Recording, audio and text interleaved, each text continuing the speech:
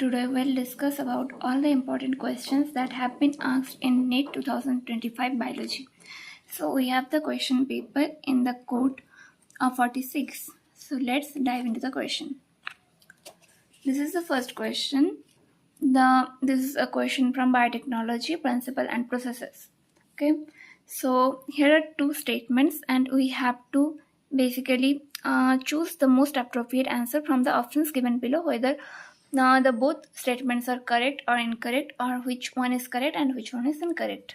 So let's read the question. The blue and white selectable markers have been developed which differentiate recombinant colonies from the non-recombinant colonies on the basis of their ability to produce color in the presence of a chromogenic substrate.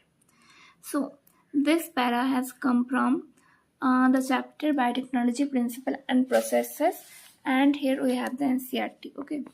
So what the question says, that the blue and white selectable markers have been developed which differentiate recombinant colonies from non-recombinant colonies on their basis of ability to produce color in the presence of a chromogenic substrate. So we know that we have different techniques to differentiate between the recombinant and non-recombinant. Okay, but here we have the selectable markers have been alternative selectable markers have been developed which differentiate recombinant from non-recombinant on the basis of their ability to produce a color in the presence of a chromogenic substance. Okay, so in this case what we do, we apply insertional inactivation.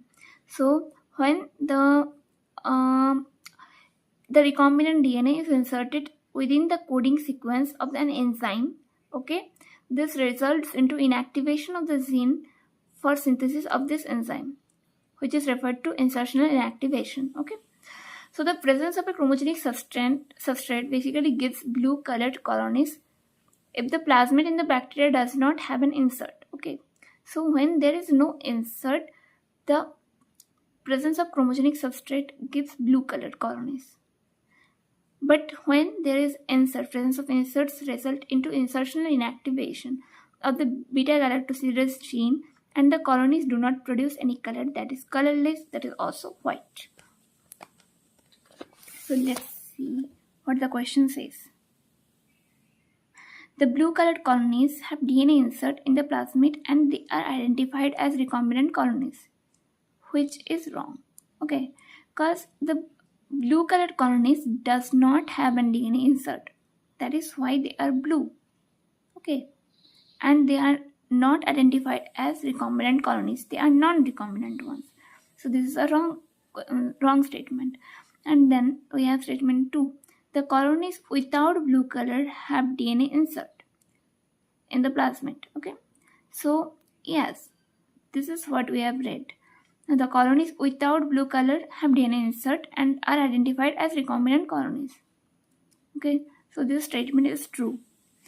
So we have the statement 1 is incorrect, but statement 2 is correct, which is option number 3 is correct.